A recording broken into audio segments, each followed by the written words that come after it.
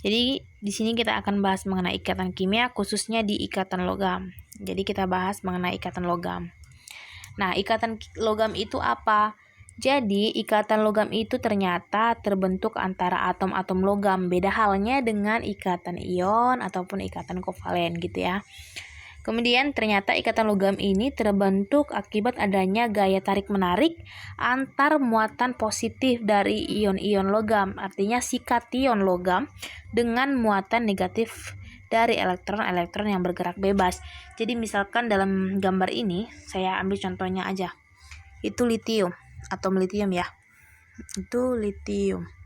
Elektrovalensinya itu ada 1. Nah, jadi kurang lebih bentuknya seperti ini ya. Kurang lebih lah. Nah, jadi seperti itu. Jadi pada gambar ini, pada gambar yang saya tunjukkan itu merupakan silitium lah misalkan.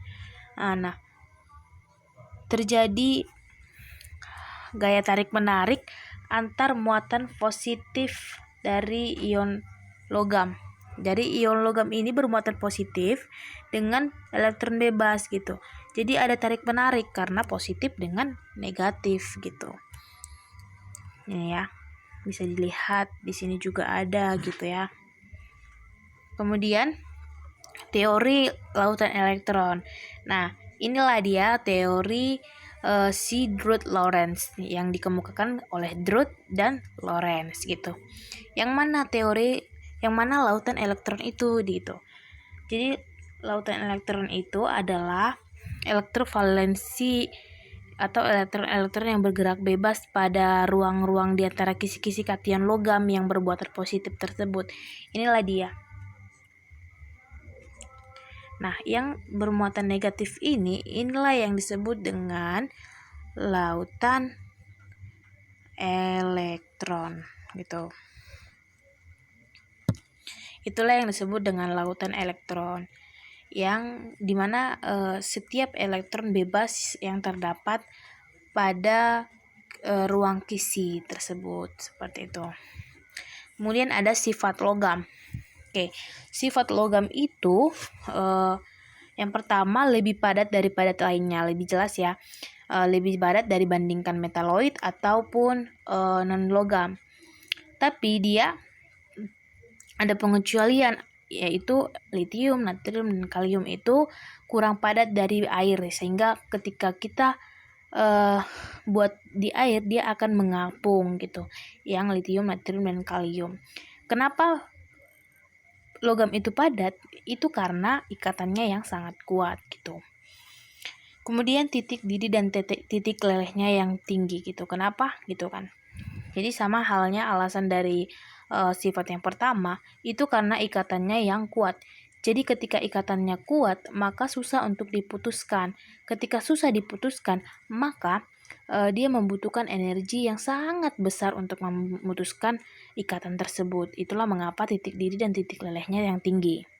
Kemudian sulit menguap, sama juga dengan halnya alasannya karena ikatannya yang sangat kuat gitu. Kemudian dia menghasilkan suara dering metalik. Nah, ketika kita memukul sendok atau kita memukul besi, apapun itu yang berbentuk logam, dia akan menghasilkan suara yang dering metalik gitu. Kemudian sifat selanjutnya adalah lentur atau mudah ditempah. Nah, ketika kita mematahkan atau maksud saya membengkokkan sendok itu bisa ya. Kemudian kawat gitu. Itu ternyata ada penyebabnya. Jadi karena bentuk dari susunan atom-atomnya itu rapi. Jadi ketika kita membengkokkan kawat tersebut itu karena terjadinya pergeseran atau atom-atomnya itu tergelincir dari lapisan-lapisannya itu. Tapi karena bentuknya yang rapi, jadi dia cuman tergelincir doang gitu. Jadi dia nggak patah semudah yang kita pikirkan, dia cuman bengkok saja gitu, bengkok gitu. Itu dia disebut dengan lentur atau mudah ditempa. Kemudian ada mengkilap. Nah, ketika dia kena cahaya, maka logam itu akan mengkilap. Itu karena apa? Nah, seperti yang saya jelaskan ini. ketika cahaya datang, maka si elektron akan tereksitasi, artinya menyerap cahaya. Dia akan menuju ke kulit terluar dari atom tersebut. Nah, misalkan ini nih atomnya yang menuju keluar. Ini nih, jadi ke sini atomnya. Ini disebut dengan tereksitasi.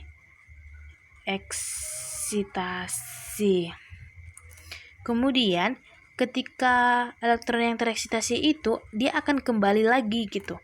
Ketika dia kembali lagi, nih ini elektronnya ini akan kembali ke tempat yang semula lagi. Nah, saat dia kembali, dia akan membebaskan cahaya yang energi yang dia serap tadi ketika dia tereksitasi. Nah, ketika dia kembali, dia akan membebaskan energi. Membebaskan energi, saya singkat aja ya. Oke. Membebaskan energi. Nah, energi yang dia bebaskan itulah yang disebut dengan cahaya atau kilap dalam bentuk energi, seperti itu. Saya hapus saja. Kemudian selanjutnya menghantarkan panas dan listrik. Jadi ketika kita memanaskan besi, ternyata panasnya itu sampai ke ujung gitu, nggak sampai yang kita panaskan itu aja gitu, sampai ke misalkan tangan kita ikut memanaskan si besi, tangan kita juga akan merasakan panas dari ujung besi tersebut. Karena apa? Karena dalam besi itu terdapat elektron bebas. Jadi elektron bebas yang terdapat pada besi itu akan bergerak menuju ke titik suhu terendah dari logam tersebut. Dia akan bergerak sehingga membuat panas dari logam itu akan merata gitu. Sama halnya dengan listrik. Nah, seperti saya tunjukkan setrika tadi, setrika ini. Nah, ketika kita memberi tegangan atau listrik terhadap logam, dia akan menghantarkan panas. Karena apa? Itulah dia, karena adanya elektron bebas dari si logam. Ketika kita memberikan arus, maka dia akan si elektron bebas akan membawa tegangan tadi ke seluruh logam tersebut gitu, ke seluruh permukaan logam, sehingga seluruh logamnya akan memanas, seperti itu. Contohnya setrika ini, ketika diberikan tegangan, maka setrika tersebut akan panas, seperti itu. Karena adanya elektron bebas yang membuat si logam tersebut menjadi panas, seperti itu.